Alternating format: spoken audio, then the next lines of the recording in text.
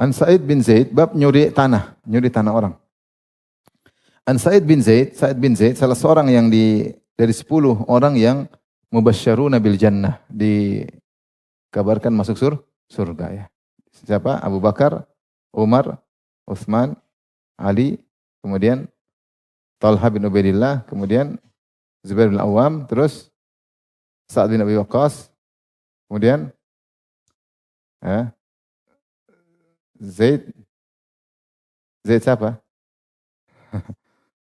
Siapa lagi setelah itu? Abu Ubaidah bin Al-Jarrah.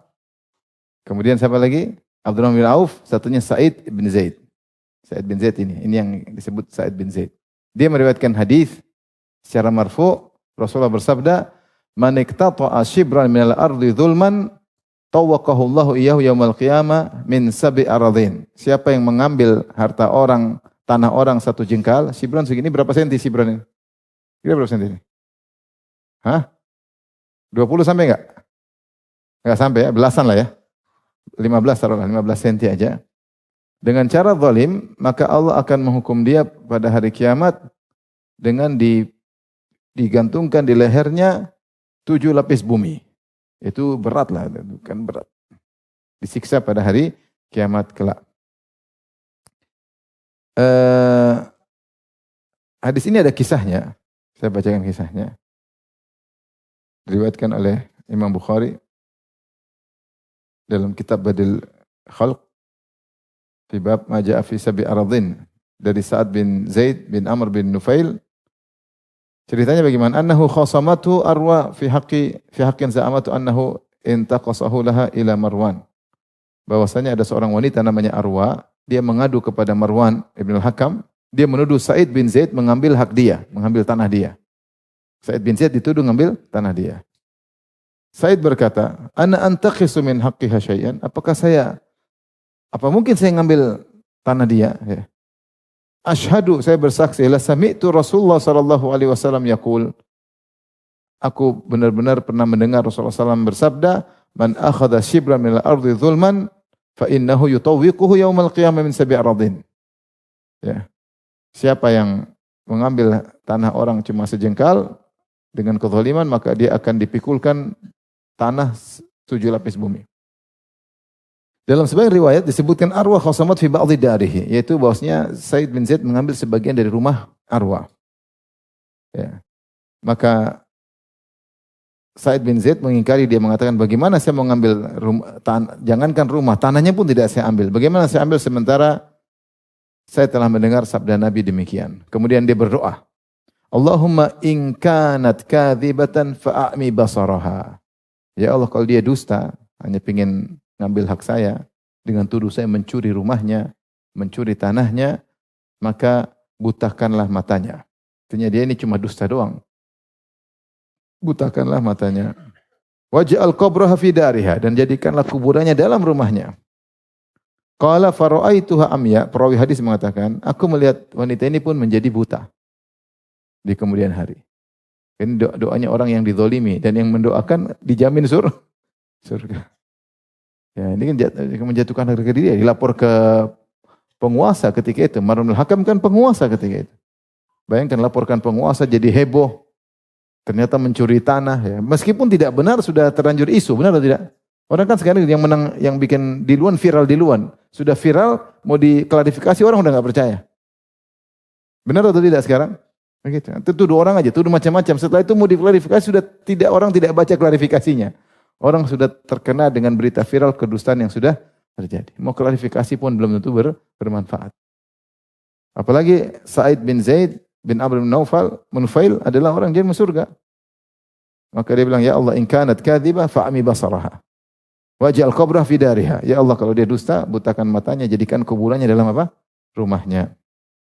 Maka akhirnya dia buta beneran setelah itu. Kemudian dia buta, taltamisul judur, dia jalan sambil pegang-pegang apa? Tembok. Dan dia berkata, ashabatni da'watu Sa'id bin Zaid. Saya ini kena doanya Sa'id bin Zaid. Karena Sa'id bin Zaid langsung doa di depan dia. Jadi dia dengar. Saya terkena doanya. Fabainama hiya tamshi fid dar, marrat ala bi'rin fid dar, fawaqa'at fiha fakanat qabraha. Sehingga suatu hari lagi jalan dalam rumahnya, kemudian ada atau di pekarangannya ada sumur dia nggak lihat, akhirnya jatuh, dia matilah di pekarangannya tersebut. Dan doanya Sa'id bin Zaid dikabulkan. Maksudnya Sa'id bin Zaid, gimana kau tuduh saya? Saya ini yang meriwayatkan hadis ini, gimana saya ya, dituduh. Intinya dia marah dituduh yang tidak, harga diri dijatuhkan, maka dia berdoa. Baik. Hadis ini menjelaskan tentang bahayanya mengambil tanah orang, meskipun sedikit. Shibran cuma sedikit. Gimana 1 meter? Gimana 1 hektar diambil? Gimana 100 hektar? Makanya masalah tanah ini masalah yang sangat rawan, karena di antara aset yang tidak pernah berkurang nilainya apa? Tanah. Bahkan lebih cepat naik daripada emas. Lawannya inflasi apa? Hah? Deflasi. Benar. Ya, jadi tanah itu luar biasa, semakin tinggi. Ya kadang-kadang inflasi juga, tapi rata-rata tanah aset yang semakin tinggi. Orang ingin punya tanah luar biasa.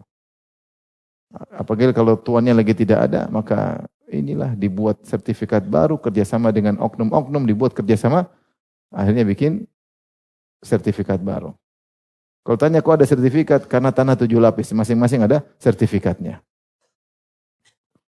Jadi 1 tanah 7 sertifikat. Ngeri. Menggampangkan, dan ini ternyata dosanya sangat besar. Dan ini dalil bahwasanya bumi 7 lapis. Dalam Al-Quran Allah mengatakan, Allahul ladzi khalaqa sab'a samawati wa minal ardi mithlahunna yatanazzal amru bainahunna lita'lamu anna Allah ala kulli syai'in qadir anna Allah qad ahata bi kulli syai'in ilma.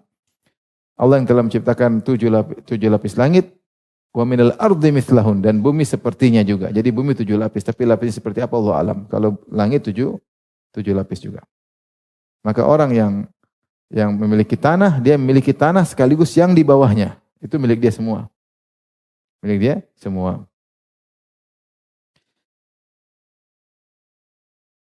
Demikian juga mereka mengatakan juga ke atas sama. Kalau kita punya tanah, enggak boleh ada orang bangun di atas pekarangan kita, enggak boleh. Di bawah milik kita, di atas juga enggak boleh orang bangun di pekarangan kita. Kalau pekarangan kita harus bayar atau harus beli. Makanya saya bilang tadi, saya pernah sampaikan orang yang tanahnya cuma segini, kemudian dia bangun rumah, kemudian dia masukin ke udara. Ini saya lihat sendiri. Ya. Jadi tanah dia begini, tanah dia, ini jalan umum. Maka dia bikin, setelah itu dia masukin, jadi lantai 2 lebih besar. Karena ada tanah yang masuk 0,5 meter, 1 meter, jadi luas. Nggak boleh jalan umum. Enggak mengganggu tapi nggak boleh. Ini jalan umum, bukan jalan kamu. Ya. Nanti kalau semua orang bikin begitu, semeter, tutup semua akhirnya nanti. Maka merampas tanah adalah dosa besar, dan ini Allah alam baru dihukum di hari kiamat, di padang mahsyar sudah seperti itu. Ya ada karena sebagian dosa-dosa Allah alam dihukum muqaddimah di padang mahsyar sudah dihukum. Belum neraka, belum. Masih di padang mahsyar sudah disiksa dengan berbagai macam model siksaan, apalagi pada hari kiamat.